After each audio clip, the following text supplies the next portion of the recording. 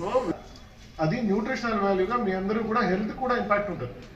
Especially college పోయే అమ్మాయిలు కానీ అబ్బాయిలు కానీ మీ అబ్జార్ప్షన్ కెపాసిటీ ఈ ఏజ్లో ఎక్కువ ఉంటుంది. స్కూల్లో కూడా ఎలాగో మనం ఇస్తున్నాము, మధ్యాహ్నం భోజనం ఉంది, ఎండిఎంలో ఇస్తున్నాము. ఫస్ట్ ఇది ఇంట్రడ్యూస్ చేస్తున్నాము అంటే ఎక్కడ వేస్ట్ చేయకుండా మీకు ఎంత కావాలో అంత వేడి భోజనం కాలేజ్లో పెట్టడం జరుగుతుంది. అర్థమైందమ్మా? సో దీని నుంచి అడ్వాంటేజ్ ఉందా లేదా అండి, ఉపయోగం ఉందా లేదా అండి? మళ్ళీ నాకన్నా ఇంకో ముందు మాట్లాడే ముందు చెడ్డ అలవాట్లు వద్దు బ్రో అని చెప్పారా లేదా?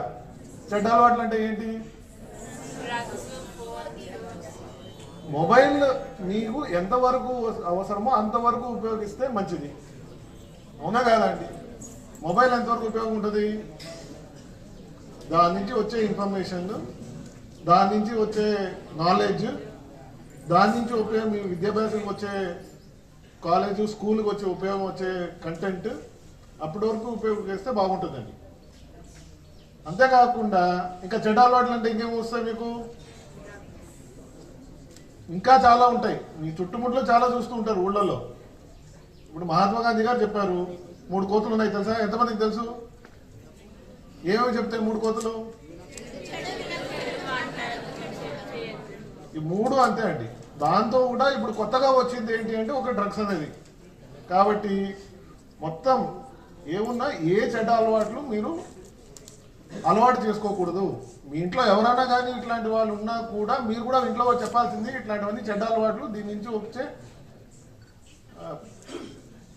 కష్టాలే ఎక్కువ కాబట్టి దీని నుంచి ఉపయోగాలు ఏమీ రావు, అవునా కాదా అండి? చెడ్డ అలవాట్లు అంటే ఏమేమి?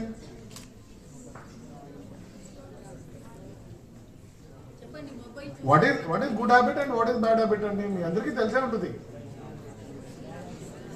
సో అది మీ అందరూ పాటించుకోవాలి. దానికోసం ఇది ఒక కార్యక్రమం. దీంతో పాటు పేరెంట్స్ కూడా చాలా మంది ఉన్నారు ఇక్కడ. పేరెంట్స్, టీచర్స్ ఉన్నారు. కలెక్టర్స్, ఎస్పీస్ అవ్వడం ఒకటైతే మనం మొత్తానికి మంచి మనుషులు అవుతామా అనేది కూడా చాలా ఇంపార్టెంట్ అండి, అవునా కాదా అండి?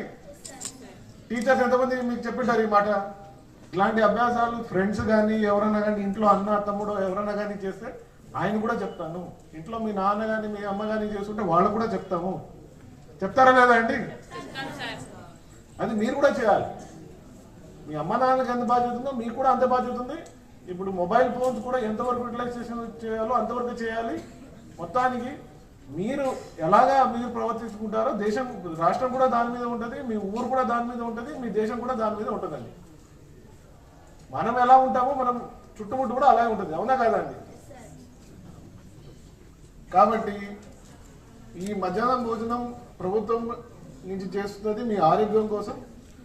ప్రతి ఒక్కరు కూడా ఎక్కడ కూడా ఇంతకుముందు చెప్పినట్టు దీన్ని ఉపయోగించుకోండి. దీన్ని వేడివేడిగా మీరు ఆహారం తీసుకోండి.